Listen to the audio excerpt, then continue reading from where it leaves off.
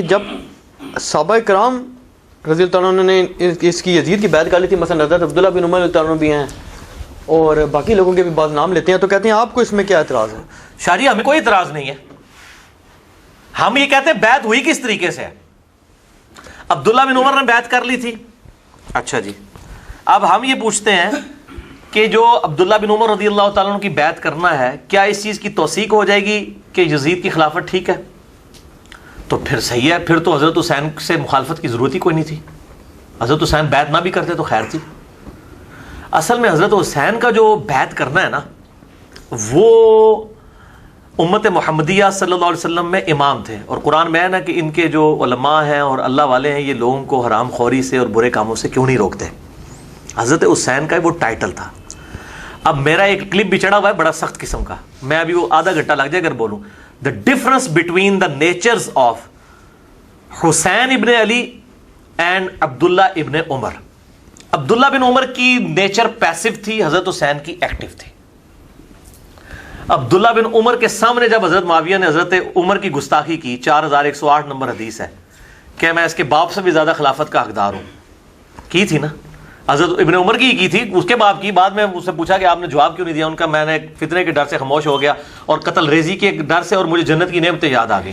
میرا ارادہ تھا کہ میں اس کو ادھر ہی کہتا کہ معاویہ تجھ سے زیادہ خلافت کا حقدار وہ ہے جس نے حالت کفر میں تم لوگوں سے جنگ کی ہوئی ہے، جب تم لوگ کافر تھے اور انہوں نے مار مار کے تم لوگوں کو اسلام میں داخل کیا ہے، یعنی علی یا ابن عمر خود. اب یہ امام بخاری نے غزوہ خندق کے چیپٹر میں یہ حدیث ڈالی ہے کہ ابن عمر جو ہے وہ خندق کے صحابی تھے، یہ ثابت کیا انہوں نے. حالانکہ اس حدیث میں سے تو کتنی گستاخیاں نکل آتی ہیں بقول ان کے، لیکن امت کو ٹیکا لگا دیا امام بخاری نے حق کا کہ بات کس طریقے سے پہنچ جائے.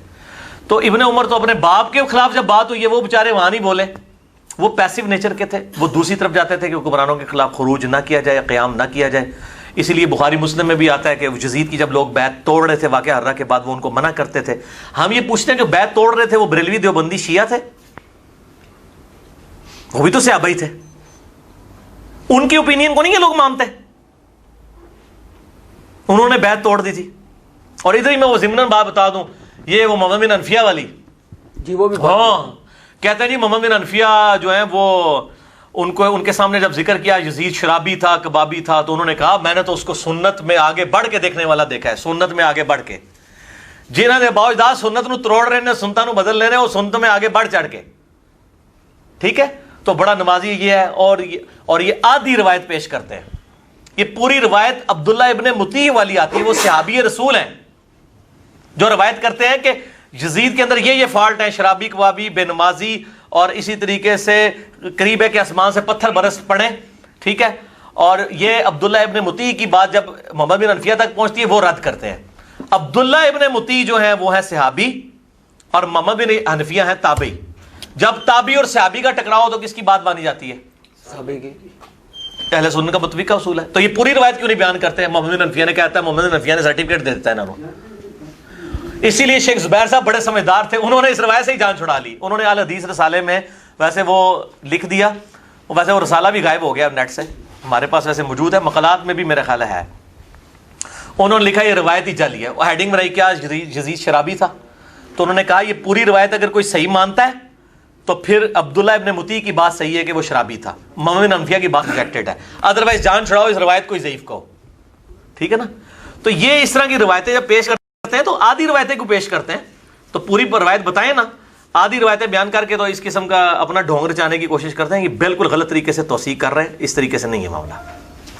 ہاں جی. اور ایک بات آپ کرتے ہوتے ہیں اکثر کہ حضرت عبداللہ بن عمر رضی اللہ عنہ کی جو شہادت ہے وہ بھی آپ بنو امیہ نے کی ہے. اس کا کیسے صحیح بخاری میں کتاب الحج چیپٹر میں کہ جاج ابن یوسف جو ہے وہ آیا ان کی تیمارداری کے لیے، تو کہا کہ مجھے بڑا افسوس ہے جو آپ کو، ان کو زخم لگا تھا زہر آلود نیزہ حالت احرام میں، تو آپ کے قاتل کا پتہ چلے نا تو میں اس کو جو ہے نا وہ سزا دوں. انہوں نے کہا میرا قاتل وہ ہے جس نے حالت احرام میں لوگوں کو یہ جنگی آلات لانے کی، تلواریں اور نیزے لانے کی اجازت دی ہے، احرام کی حالت میں تو نہیں یہ لا سکتے، یعنی تو ہی یہ قاتل.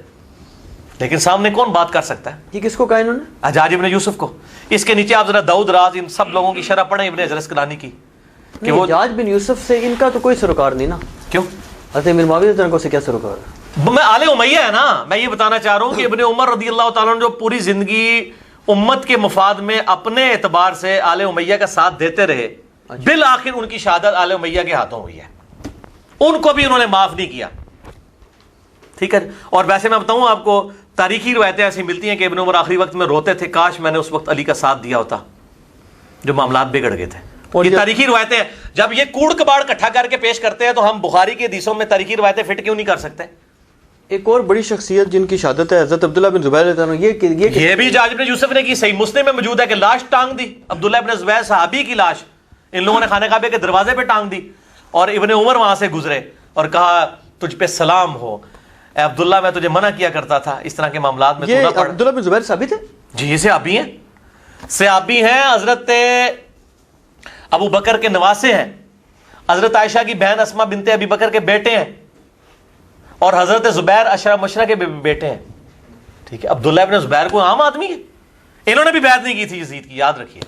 9 سال انہوں نے بھی خلافت قائم کی ہے. اور یہ حجاج ابن یوسف جو ہے نا، اس نے قتل کیا تھا عبد الملک بن مروان کے دور میں. یزید کے دور میں اس نے خانہ کعبہ پہ چڑھائی کی، جو صحیح مسلم میں آتا ہے، غلاف کعبہ بھی جل گیا.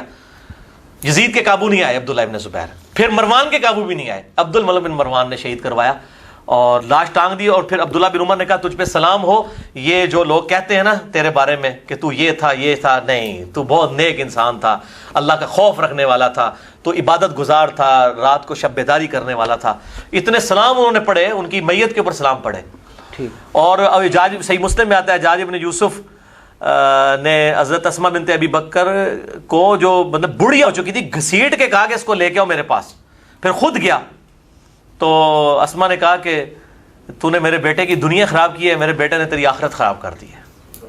اور یہ آل امیہ کے جو چمچے ہیں نا، یہ کہتے ہیں حجاج بن یوسف آخری زمانے میں کہتا تھا جناب توبہ کرتا تھا، یہ کرتا تھا وہ کرتا تھا، اس طریقے سے اس کا بھی دفاع کرتے ہیں. علی بھائی ہمارے جو یہ شیعہ بھائی ہیں وہ بھی یہ بات نہیں سمجھتے، وہ تو خالی موقف یہ عام طور پہ رکھتے ہیں کہ جی یہ خالی سادات سے دشمنی تھی، اہل بیت سے دشمنی نا جی نا، یہ تو پھر کسی کو نہیں بخش رہے. یہ تھے دنیا دار.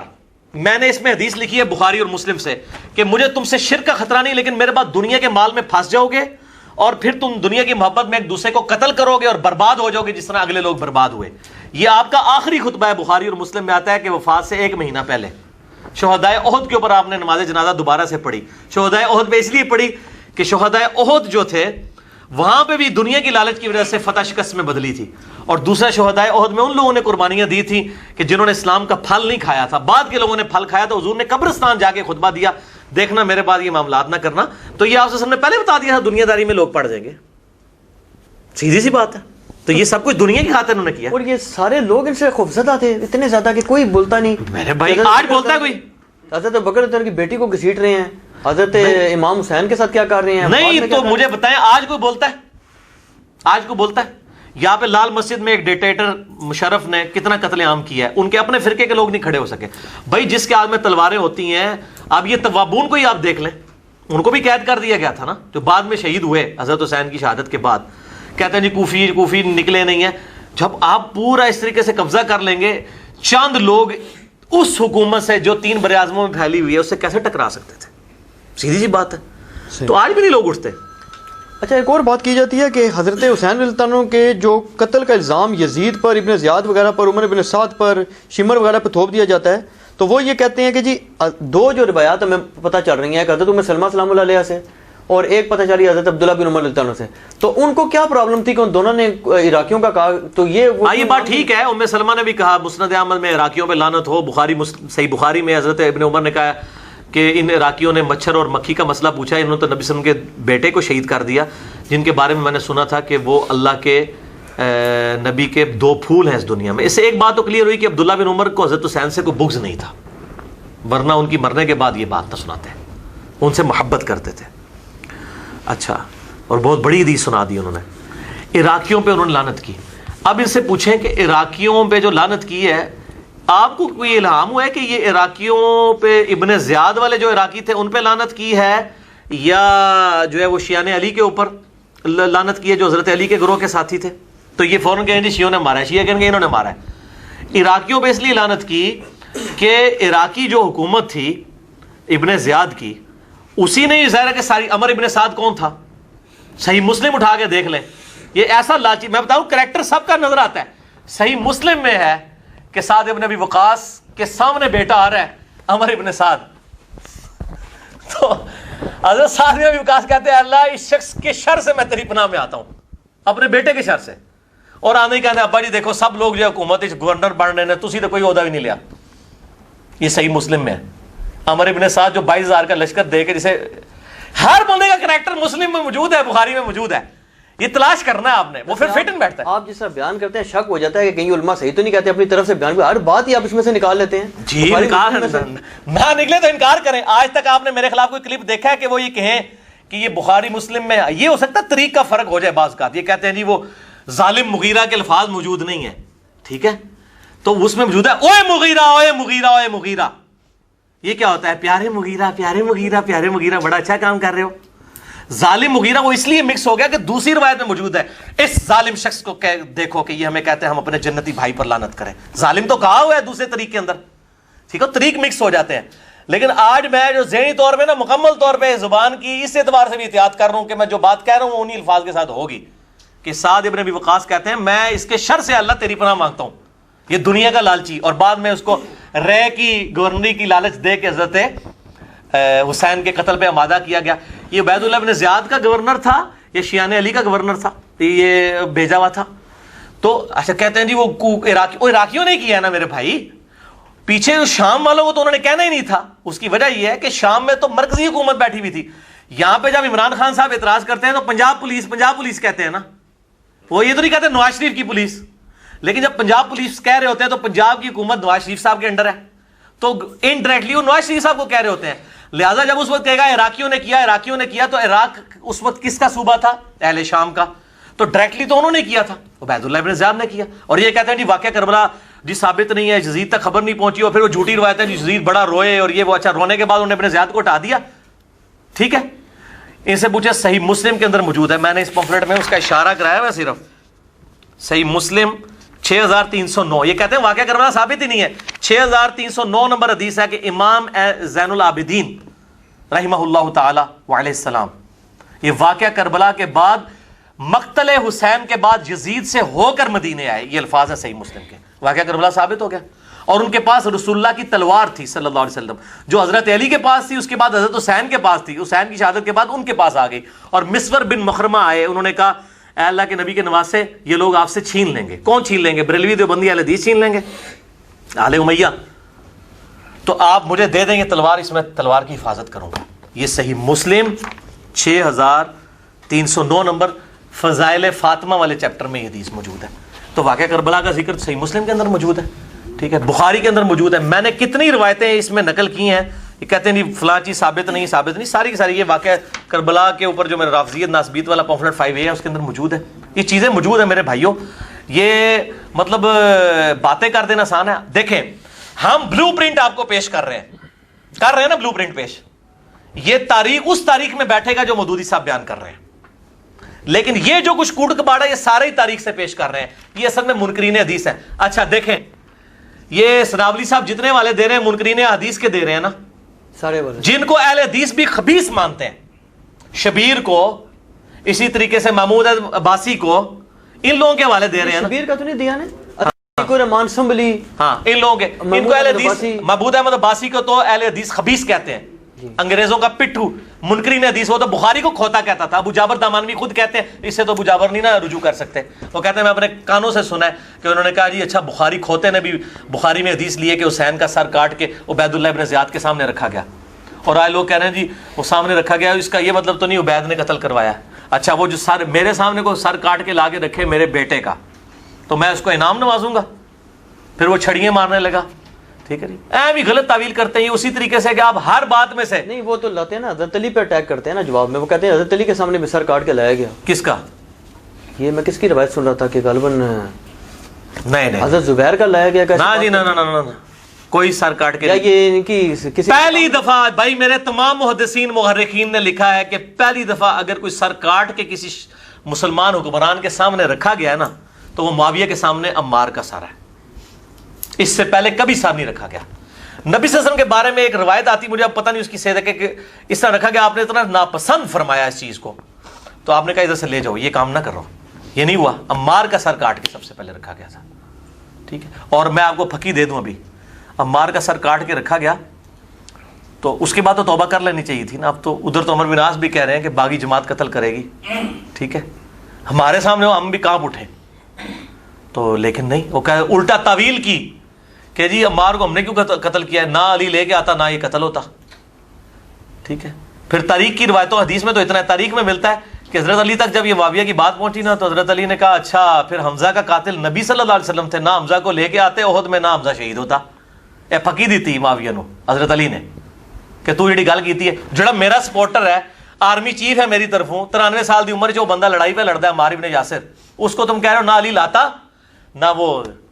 لیکن ملا علی قاری نے ویسے جرت کی ہے, یہ میں پھکی دے رہا ہوں, ملا علی قاری کے بھی بڑے والے آج کل اہل حدیث بھی پیش کر رہے ہیں. ملا علی قاری نے مرقاہ جو شرح مشکات کی لکھی ہے نا, مشکات میں جب یہ حدیث آتی ہے نا عمار کو باغی جماعت قتل کرے گی, اس کی شرح میں ملا علی قاری لکھتے ہیں کہ قتل عمار کے بعد یہ بات ڈیفائن ہو چکی ہے کہ معاویہ کی غلطی اجتہادی نہیں ہے بلکہ یہ ہٹ درمی پہ مبنی غلطی ہے.